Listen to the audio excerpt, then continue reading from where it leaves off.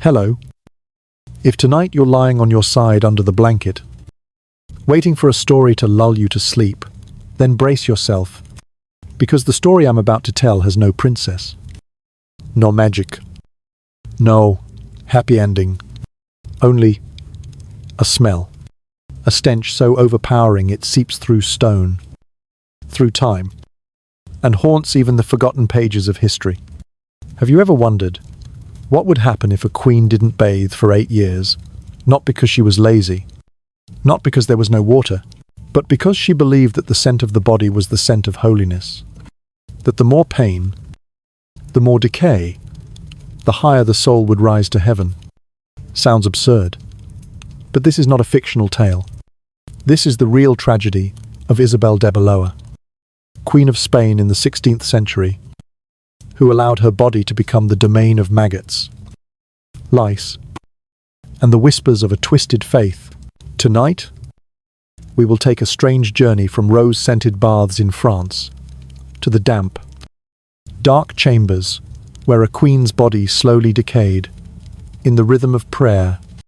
But don't worry, even if the tale reeks enough to make King Philip faint right outside the door, I'll still tell it softly, slowly, gently, so that if you happen to drift off midway, your dream won't have the chance to sprout wings and fly away. Are you ready? Let your shoulders loosen, close your eyes, and together, let's return to the cold corridors of the Madrid palace, where a young queen is whispering her prayers, while tiny maggots crawl slowly across the skin that has long since died. You know, there are children who are born destined to become symbols, not because of extraordinary intellect or exceptional strength, but simply because they were born in a castle big enough, where the bed linens are changed every morning, and the bath always carries the scent of jasmine. Isabelle Debaloa was such a child. Just imagine, on a spring morning in the year 1545, in the vast grounds of the Fontainebleau Palace in France, there was a very soft newborn cry, as if the baby already knew she was born to live in gentleness, without a trace of noise. Isabelle's childhood passed like a classical poem. Every morning, she was carefully awakened by her ladies-in-waiting, with warm towels scented with rosewater. The bath was always prepared in advance, a polished brass tub filled with fresh petals, sometimes lavender, sometimes carnations. But jasmine was always present. Can you smell it? A little sweet, a little soft, as if time itself breathed more slowly there, unwilling to disturb the silky golden hair of the little princess. And then, everything changed. That year, she was 14, exactly the age when, in France, girls began to learn how to pin flowers in their hair, while in Spain, girls began to learn how to endure. For it was in that year that a peace treaty was signed between the two greatest empires in Europe, and to seal the friendship, they needed a walking gift. Isabelle, she was that gift. Think about it, from being a girl wrapped in flowers and silk. One day, she had to climb into a carriage to cross the Pyrenees, pass through damp forests, strange villages, and step into a completely different world, where perfume was considered a sign of sin. Welcome to 16th century Spain, a place not made for flowers. Philip II, her husband, was a man who, according to descriptions, even his heartbeat was like a prayer. He wore fur coats on the outside, but underneath hid coarse horsehair shirts to punish himself, because he believed that the flesh must suffer in order to be holy. And Isabelle, a girl who had just stepped into her full moon years, just left behind the scent of flowers, was taught that bathing was an expression of vanity, warm water was the seed of desire, and fragrance was temptation from the devil. At first, she changed only slightly. Long baths turned into quick wipe-downs with holy water. Flower oils disappeared from her room, replaced by bottles of cold, consecrated water. Do you feel the chill? Not the chill of the weather, but the chill of a person beginning to lose themselves.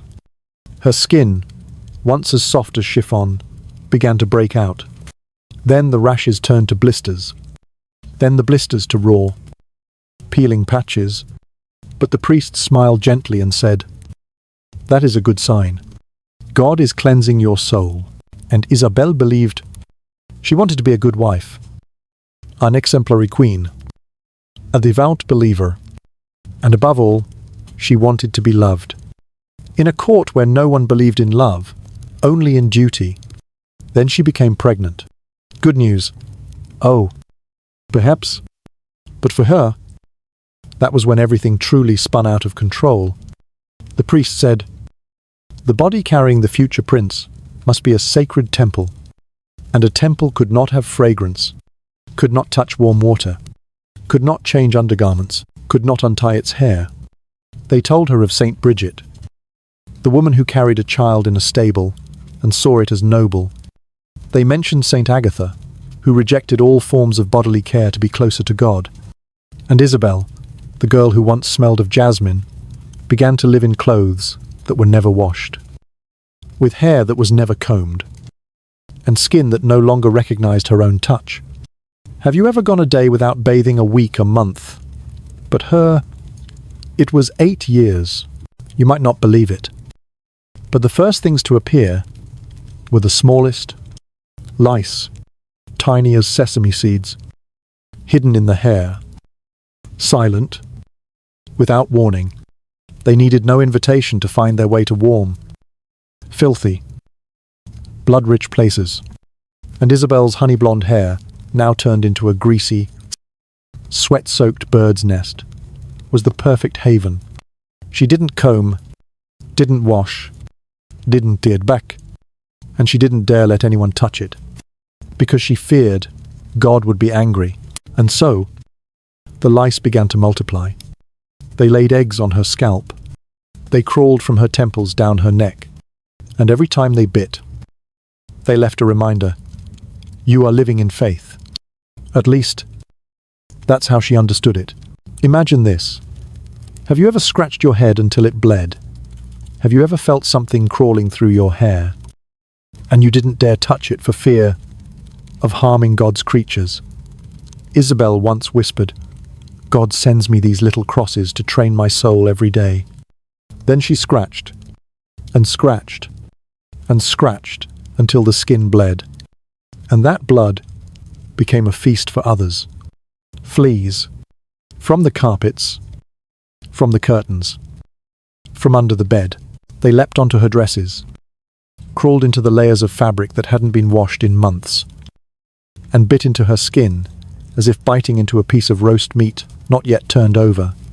And when the bite swelled, when her skin ulcerated, when the flesh began to change color, people still did not call it an illness. They called it sacrifice.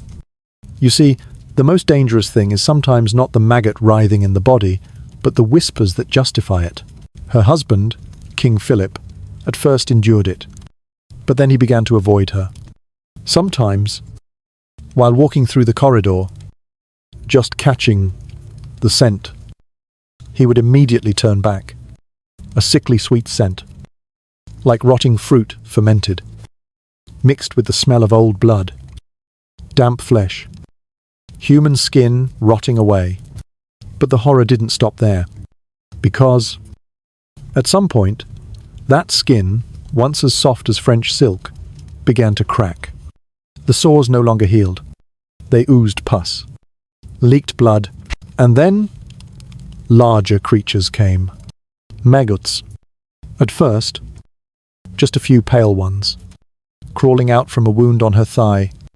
Then dotsons, marching in droves like armies through a city gate. They weren't just on the skin. They burrowed, they nested, they bred inside her flesh.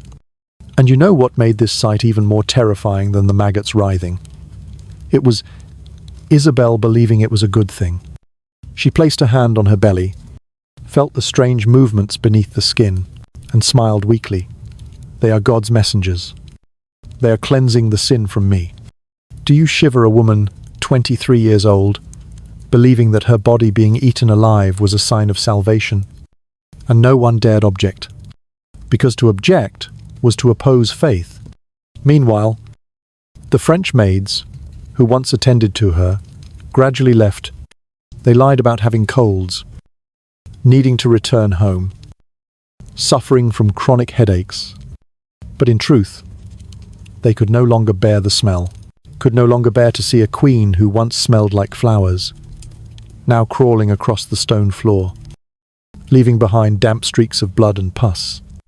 Only two remained, an old nun named Maria, who believed Isabelle was drawing closer to sainthood, and an elderly servant who had lost her sense of smell in youth, mercifully.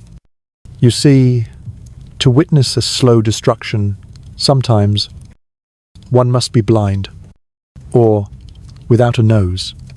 The palace began to change its way of speaking. No one dared to use the word stink anymore. They used the phrase holy fragrance. That smell, they said, was like that of the martyrs, like the scent that wafts from saintly bodies that do not decay in their sacred coffins. Odor of sanctity, the odor of holiness. Strange. Isn't it maggots in the body were called holy? Worms in the mouth were called divine. And that decaying woman was convinced she was the embodiment of absolute purity. Can you see it? Lying there in the middle of the night, a woman gasping for breath in a sealed room, surrounded by the buzzing of flies, by dried bloodstains on the bedsheets, by maggots endlessly multiplying from her own body, and still believing she was on her way to heaven. Just imagine, a summer night in the year 1566. The Madrid palace reeked so strongly that the guards outside in the courtyard had to stuff cloth into their noses. The Queen's chamber windows were sealed with vinegar-soaked cloth, yet it still could not stop the stench spilling out from within. In the middle of that room, damp, pitch dark, and oppressively hot, was a woman writhing on a wooden bed, not writhing from the pain of childbirth like ordinary mothers, but writhing because each muscle fibre was tearing from the bone, because each blood vessel was splitting beneath skin that had long since rotted away. That was Isabelle Debaloa, Queen of Spain, 23 years old, no longer bearing the form of a human, a body turned into a maggot nest, hair stiff as rope, matted with sweat, blood, and pus, a body giving life while decomposing with each passing second. And then the convulsions began. The labor pains came, along with a muffled scream trapped in her throat. Not because Isabelle didn't want to cry out, but because flies had nested in her larynx. Yes, that's right. When she tried to breathe, a swarm of young flies flew out from her throat. When she tried to speak, her throat choked, and from her mouth fell a writhing clump, tiny maggots like grains of rice, squirming in blood. They say the midwives, wrapped in 3 layers of linen and wearing wax-lined gloves, cried and trembled as they brushed maggots from the bedsheets. Every contraction was a shower of maggots. Some fell into the hair, some onto the candle stand, some crawled across the arms of those trying to deliver the baby. The buzzing of flies was so thick that the candlelight in the room dimmed. The light could no longer cut through the constant shimmer of wings.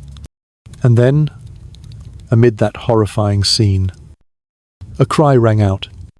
Not the cry of torn flesh, but the first breath of a new life. Isabelle, the living corpse, had given birth to a baby girl, Infanta Isabel Clara Eugenia. Strangely, the child was perfectly healthy.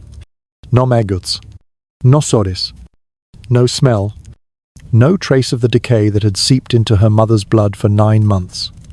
They say that when the baby was placed on Isabelle's chest, she cried so loudly, the walls trembled slightly. Perhaps she too sensed something was wrong.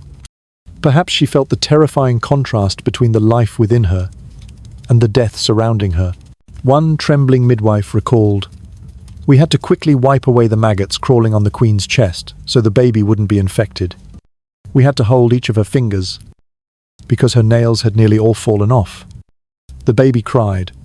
She did not. Do you see the paradox?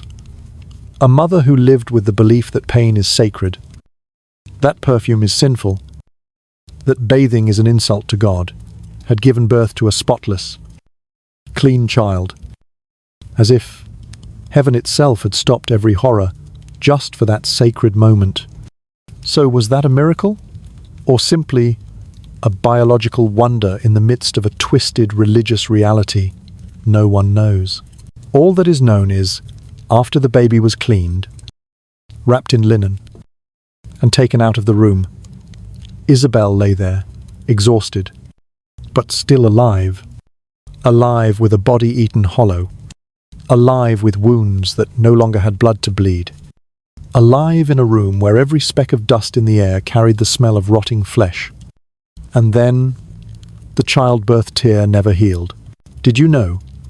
When the midwives came to examine her after birth, they discovered, at the site of the tear, maggots had nested on the very first day. They needed no time. They only needed the right environment. And the Queen's body, sadly, had become the most perfect breeding ground. From then on, every time Isabelle tried to move, something would fall out a blood clot. A worm. A drop of black pus, thick as river mud. Every cough was a feast for the flies. And you know, even then, they still did not take her for treatment. No one dared. Because to treat meant to deny the sacred, to deny the holy body in purification, to deny the living martyred queen among mortals. And so, Isabelle continued to live in gowns soaked with blood. The fabric stuck to her skin like a snake's shed. She went barefoot because her shoes had rotted. Her footsteps left cold. Slick blood marks on the stone floor. A young soldier once accidentally passed her room. He later recounted, "I did not see a person. I saw only a moving shadow, and a smell like a corpse, but still breathing." Do you hear it? In the darkness of a twisted faith, there was a woman still alive. Not as a human being, but as a symbol of endurance taken to its absolute extreme. Have you ever noticed? When summer comes, everything seems to reveal its true form. Flowers fall faster. Meat spoils faster. And the things people hide also begin to smell. Madrid in 1568 was not an ordinary summer. The heat was not the crisp, pleasant kind. It was the heat of limestone crumbling, of wall paint peeling, of sweat streaking down the palace walls.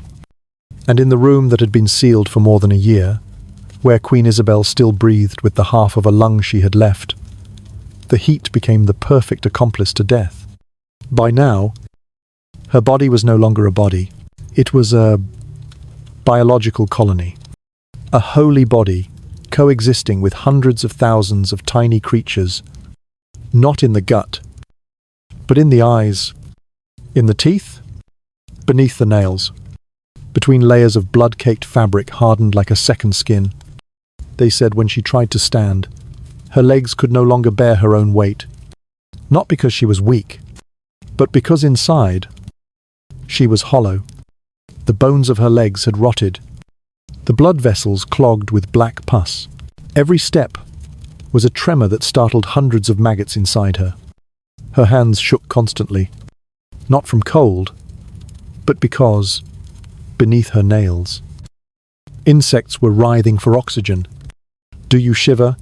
Not from fear, but from pity, because those were the hands that once stroked a doll's hair in childhood, the hands that once held a rose in the gardens of Fontainebleau, the hands that once believed, if she endured enough, she would touch heaven. And then, on a night in July, Isabelle began to vomit.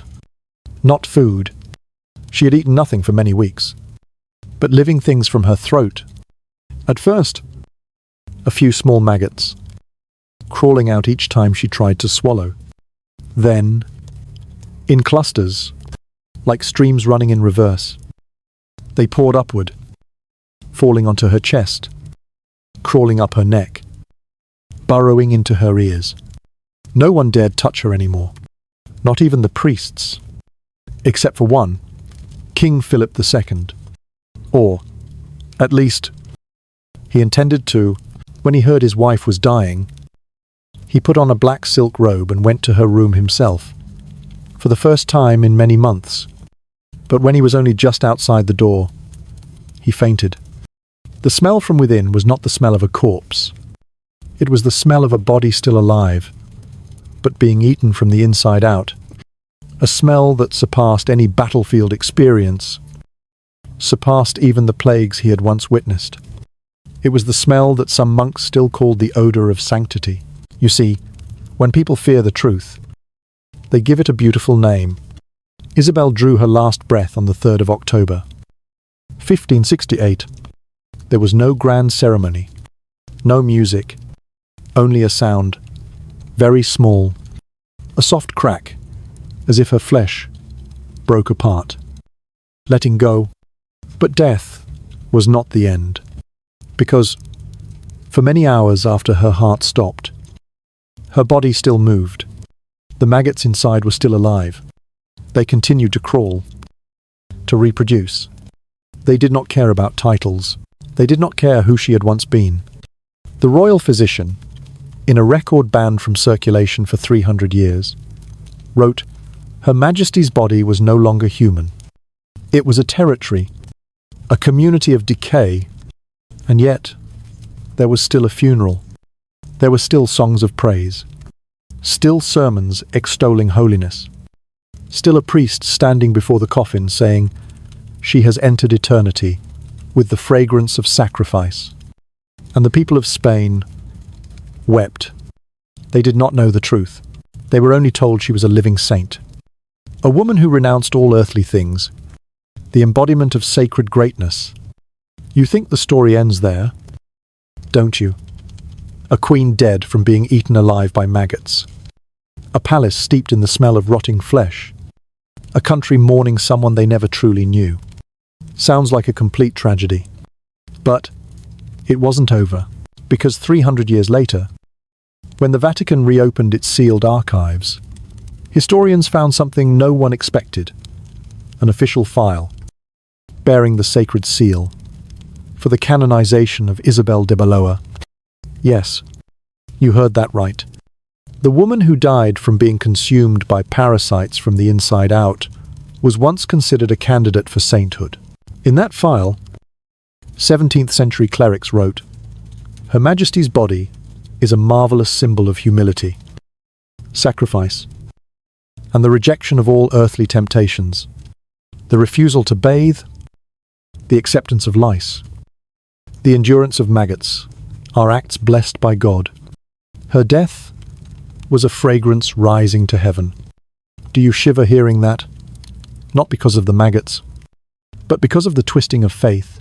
Because when people smell rot, yet call it the odor of sanctity, then what is real and what is false? It was not until the 20th century that researchers dared to speak out. They peeled back each layer of myth, cross-checked every record, every line of the doctor's diary, every whispered account from former ladies-in-waiting, and they concluded Isabelle Debaloa was not a saint. She was a victim of a culture that glorified endurance as honor, a victim of a court that turned women into tools for bearing heirs, not human beings, a victim of toxic commandments from those who had never known what it meant to be a mother, to be pregnant, or simply to be a woman. And do you know what the most frightening part is? That story still echoes to this day. There are girls still taught that pain is a form of love. There are wives still believing that sacrifice to the point of exhaustion is necessary to be accepted. There are believers still choosing self-punishment, hunger, rejection of their own bodies, just to feel worthy. You're lying there, in the soft glow of a warm light. Perhaps you've never heard of Isabelle before tonight, but I'm telling you this not to startle you, but so you understand. Sometimes the most sacred thing is not in the wound. It's in daring to care for yourself, daring to wash your hair, daring to bathe, daring to love the scent of your own body, daring to say, I don't have to rot to be forgiven. And now, it's time to close this old book. If you're still awake, close your eyes for a moment. Don't picture a rotting corpse. And don't imagine flies. Think of a rose. Fresh, clean, fragrant. A rose Isabelle once wore in her hair as a child, before someone made her cut away every beautiful thing, in the name of a warped faith. Good night. Tonight, you're not lying on a bed soaked with blood.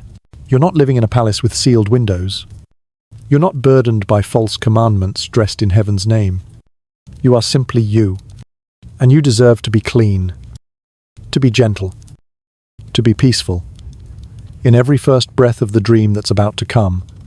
Are you still lying there? If you're not asleep yet, I'll tell you more, not just about Isabelle, but about women like Isabelle, everywhere. Across centuries, women taught that, to draw closer to God, they had to turn away from their own bodies. Sound familiar? In 16th century Spain, Isabelle was not the only one to practice self-mortification. In her time, Saint Teresa of Avila wrote of nights when she slept on wooden planks, scattered thorns across her blanket, and cinched a wire belt around her waist, because she believed each pain was a rung on the ladder to heaven. Imagine, every time you closed your eyes, you didn't hope for sleep, but for your body to take on a little more punishment, so your soul would be purer. They called it mortification, the act of penance through the flesh. And sadly, most of its victims were women, because men could become saints through war, through intellect, through argument. But women, if they wanted to be remembered, had to turn themselves into breathing mummies. Have you heard of Marguerite Marie Alacoque, a French nun of the 17th century, famous for licking the wounds of lepers to humble her ego? At times, she ate bread mixed with ashes and maggots, believing God was testing her through disgust. Or Saint Catherine of Siena, who drank only cold water and ate roots for many years. Until her intestines stopped digesting entirely. She died at just 33, the age of Jesus at the crucifixion. Coincidence or intent? Lying there, listening to me, do you sense something familiar?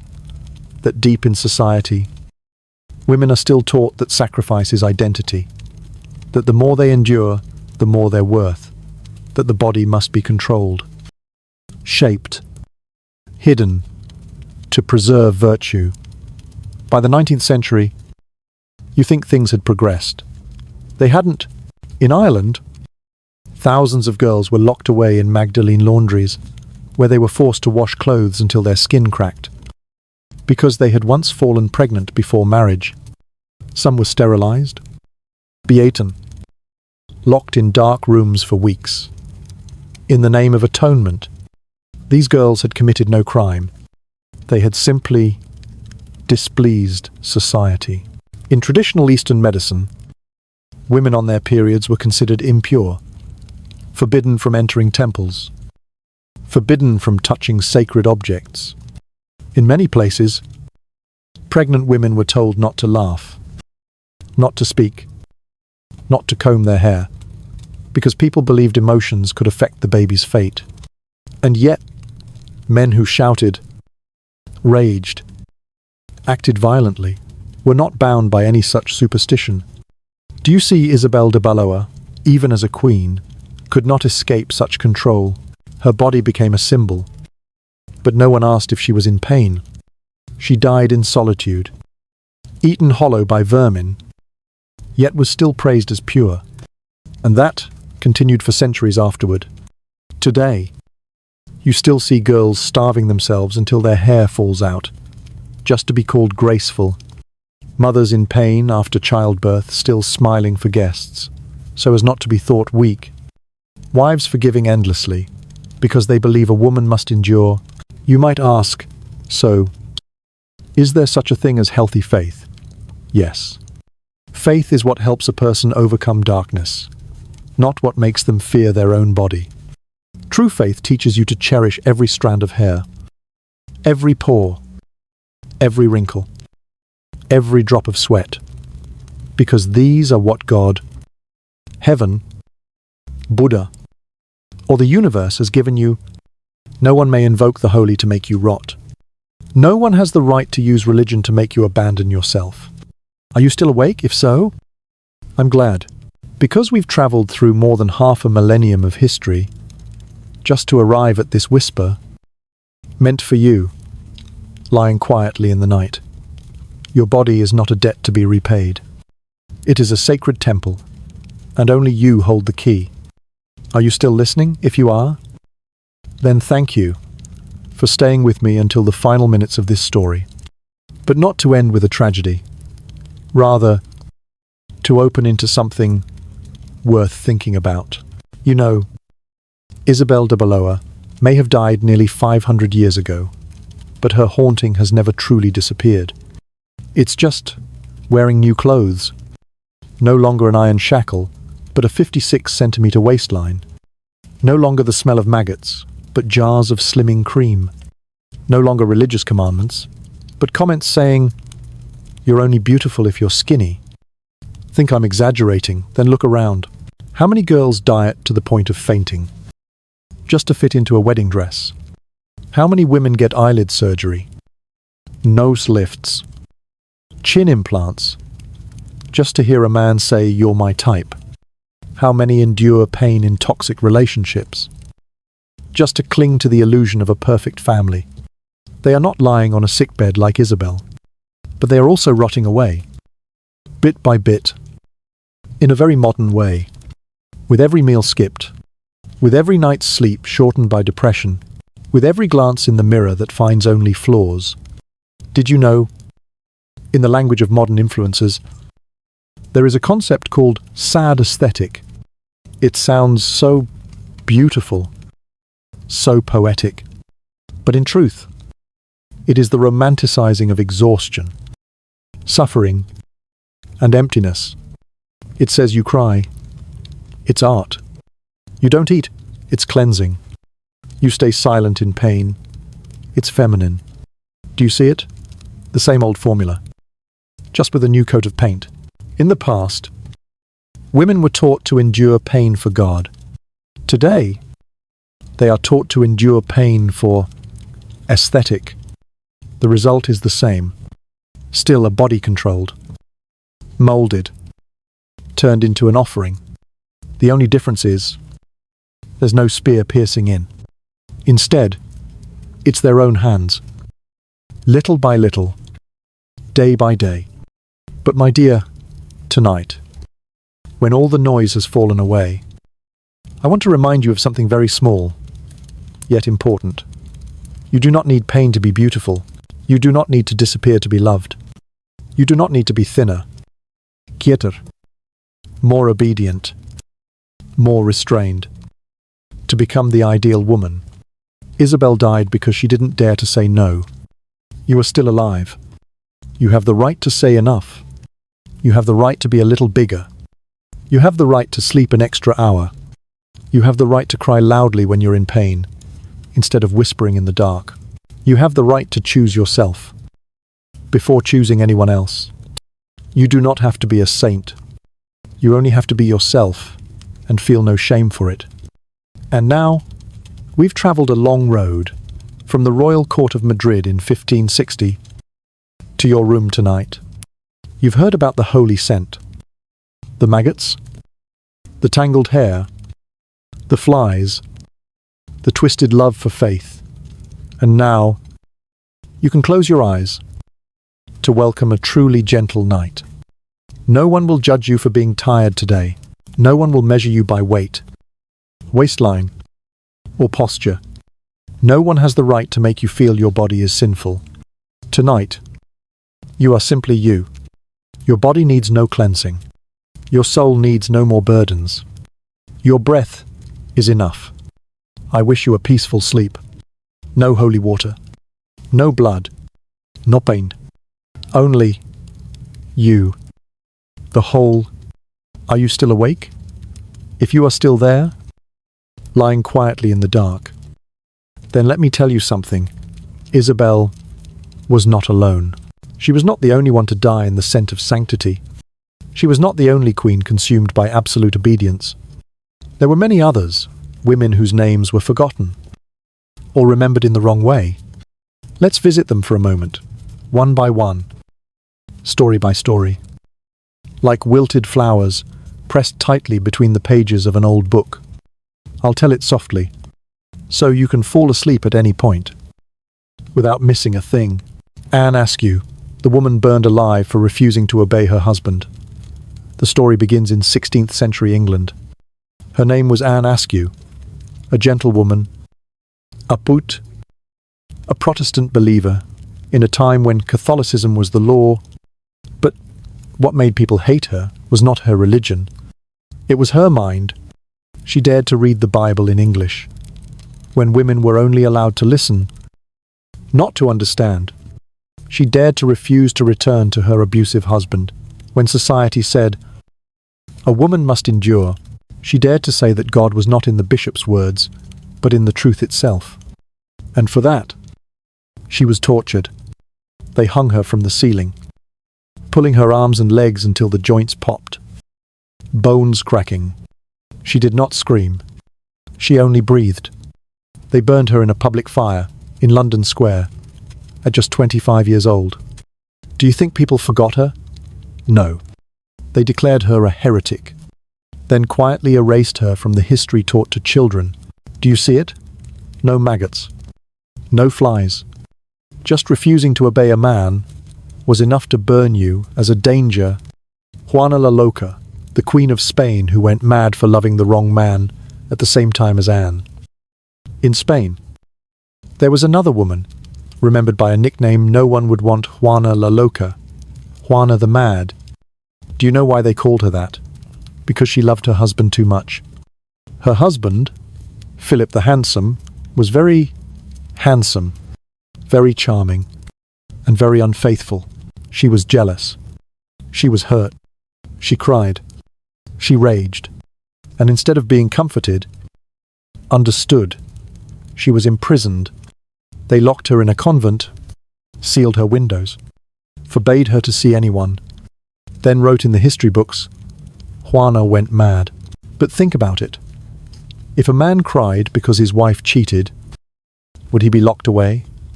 If a king flew into a rage for love, would he be called mad? Or is it only women, when their emotions go beyond the allowed limit, who are instantly diagnosed with a cruel label? Juana lived 50 years in captivity. No sentence. No crime. Just a heart that loved the wrong person. Elizabeth Bathory, from countess to blood-soaked murder legend. And you'll ask, who else? Elizabeth Bathory, the Hungarian countess, rumoured to have killed 600 virgins to bathe in their blood. A horrific number. A gruesome tale. But what's the truth today? Many historians believe Bathory was framed. She was wealthy, powerful, managing vast lands while her husband was away at war. She was educated, spoke multiple languages, and made men feel threatened. Then her husband died, and the surrounding nobles joined forces to accuse her of being a witch, a murderer, a drinker of blood. No trial, no evidence. She was locked up until death, in a stone room. No door, no light. When her body was found, her eyes were still open. Do you believe the tale of 600 maidens? Or do you believe that it was how they turned a powerful woman into a monster, so she could be erased more easily? And many others, with no names, no graves. Are you still listening? We've spoken of a queen eaten by maggots, a poet burned alive, a queen imprisoned, a countess smeared. But there are tens of thousands of other women with no titles, not monuments, nor biographies. They are the mothers called too emotional, the girls labelled fallen just for daring to love someone, the women called witches simply because they lived alone. brewed herbs, planted gardens. They were burned, drowned, locked away, rejected. Not because they were wrong, but because they would not be silent. The final ending: if you are a woman, then your body is the answer, not the problem. And now, we've reached the end of the story. You're lying there. I know you're tired, but before you drift off, I want to whisper one thing to you. Your body does not need to be holy. Your emotions do not need to be restrained. Your life is not an apology. Lie still. I'll tell you about the women whose histories were written in smudged ink. Or not written at all. We leave Europe, crossing dusty lands, arriving in the East, where women had to be so silent, they disappeared. Have you ever heard of the practice of foot binding in China? They called those tiny feet golden lotuses. But in truth, they were shattered bones, bound from the age of 5 with rough cloth, until the foot arched, 2 nails rotted, and every step was pain. Why? Because they said, a woman who walks slowly will keep her husband. A woman with small steps is virtuous. A woman who suffers without complaint has the highest morals. And so, millions of girls never ran again. Imagine you are a child, playing, laughing brightly. Then your mother comes and says, you must learn to endure pain, so you will be loved when you grow up. Then she breaks your foot bones, then binds them with cloth soaked in perfume to mask the smell of decay. Then each morning, each night, breaks them again. That is not beauty. That is a ritual that severs childhood. In Japan, they did not bind feet, but they had a concept called honor daigaku, the greater learning for women. Not a school, but a book, written to teach women how to live properly. The first page read, a good wife has no voice. A woman must not speak while a man is awake. Do not show your teeth when you laugh. Do not cry aloud when you are sad. And when you die, do not trouble anyone. Do you feel a chill there? Kindness meant disappearing. Politeness meant self-erasure. Nobility meant knowing how to swallow your feelings. Have you heard of Goes, the blind female musicians of Japan, who traveled and sang for a living? They were not allowed to marry, not allowed to let anyone touch them. And every time they took the stage, they had to wear a scarf covering half their face, as if their voice was the only thing they were allowed to exist through. People could listen, but not look, not see the tears they swallowed. You see, Isabelle was eaten by maggots, but how many women are eaten away by silence each day, without anyone noticing the quieter, the more patient, the more sparing with words, the more they are praised as virtuous. But anyone who dares to cry, to say I can't take this anymore, is called mad, spoiled, or excessive. And yet, if you're still listening to me, it means you are awake, awake in the middle of a long night. And perhaps you are waking from an even longer dream that society laid out for you. Lie still. We will begin this part with a very simple question. Have you ever heard of a woman who painted the Mona Lisa? No, because the master Leonardo da Vinci was a man. Have you ever studied mathematics created by a woman? Maybe you have. But in textbooks, the names are almost always male. Have you ever read a poem? A piece of music? A theory in physics? That behind it was a woman whose name had been erased? You're about to. Let's start with Rosalind Franklin. Do you know what DNA looks like? That miraculous double helix, everyone thinks Watson and Crick discovered it. But in truth, they stole the X-ray image photo 51, taken by a woman. That woman was Rosalind. She was not invited to the Nobel stage. No one thanked her. No one mentioned her. And she died of cancer at just 37, carrying with her a legacy that someone else had signed. Do you feel the ache? An image that changed all of humanity, but the hand that captured it blurred out of the frame. Then there's Clara Schumann, a musical genius of the Romantic era. You know Robert Schumann, don't you?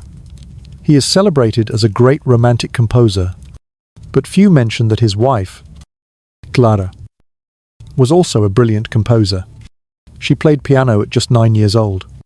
She wrote a symphony that made the entire German royal family rise to their feet in applause. But then, when she married, she stopped composing. Why? Because they said a good wife does not compete with her husband. She should remain silent and only perform her husband's music. Women writing music sounds ridiculous. And so, Clara's compositions were folded away, locked in a drawer.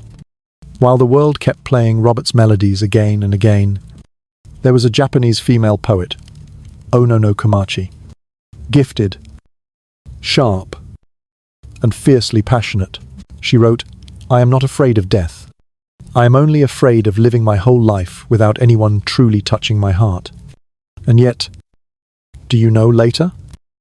They told her story as that of a female ghost, a withered spirit wandering in the night, for being too beautiful, too loving, too proud. Women, when young, are seen as dangerous. When old, are seen as ugly. When talented, are called witches. When too quiet, are called useless. Do you see? There is no way to please history if you are a woman. Are you still awake? If you are, let me whisper one last thing before we move on. If you know your worth, don't wait for someone to acknowledge it. Write, create, speak. Even if no one prints your name, even if every stage is crowded with people who do not look like you, even if they try to erase you from history, because your existence is already a gentle but fierce act of resistance.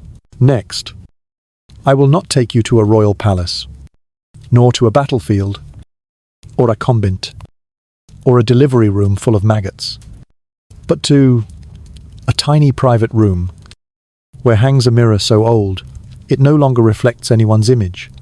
The woman in that room is named Lice.